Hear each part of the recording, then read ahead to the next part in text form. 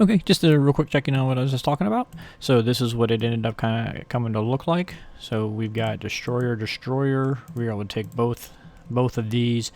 He's gonna be able to take out both my transports with planes. Sure enough, he can't attack my subs because again the destroyer blocks. I'm just placing my subs and my cruiser with my 3 bombers, 3 fighters, 3 fighters. So 6 fighters, 3 bombers, 2 subs, and a cruiser that can all hit C-Zone 36. Or 37 for that matter if you want to kill and stack here.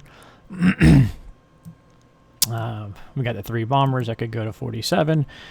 You know, it would have been nice if I had more transports to trade around to just leave these open and let him go there and just have him dead zoned. The space is dead zone from the US and UK fleet. But I can't really trade transports with him. So I just went for the take and hold for an extra turn. And going to make it as difficult and annoying for him to take as possible. So now I've got enough of a dead zone on these 2 that if he uses even 1 sub to kill this destroyer, say, if he moves his whole fleet into 36, that gives me a 53% shot at wiping his fleet. So he's got to be mindful of that. Like I said, he could just use his sub and destroyer to kill the destroyers and trade those off. I'm good with that. I will have 2 subs and 3 bombers threatening 61. Unless he does move to 36, then I would, you know, the destroyer would be blocking that a little bit. But we got 5 units facing there. So it's going to be hard for him to split between 61 and, say, 62 if he wanted to build other transports, because he knows he's going to have to use at least 2 transports next turn to take these guys back. And C-Zone 62 currently has 1 sub and 2 fighters targeting it, so he can't just build transports there. He'd have to build some protection for them as well.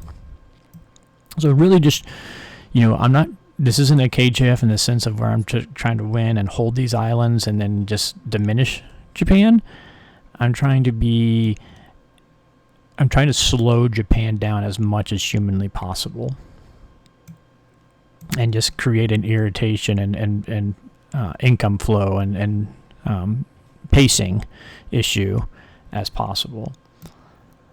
Depending what he does with Japan, if he comes down to 36, that's gonna mean I'm gonna need to get these U.S. fighters into India, which would limit what I can attack here. My intention was to use tank, bomber, and 3 fighters to wipe out these units. But if I need all the fighters back, then these 2 fighters can't hit and get back to India. Because if he does, because unfortunately that was the one thing that did not go well, is Burma did not go well. So he could stack Burma and come into 36, and then that's going to make me have to make some decisions there. I can stack India, but I'm going to need those U.S. fighters this turn to come in there in all likelihood. And/or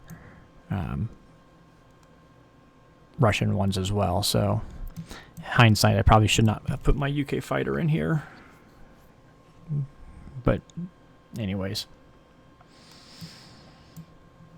we are going to get our med shock. We are going to be hitting these guys.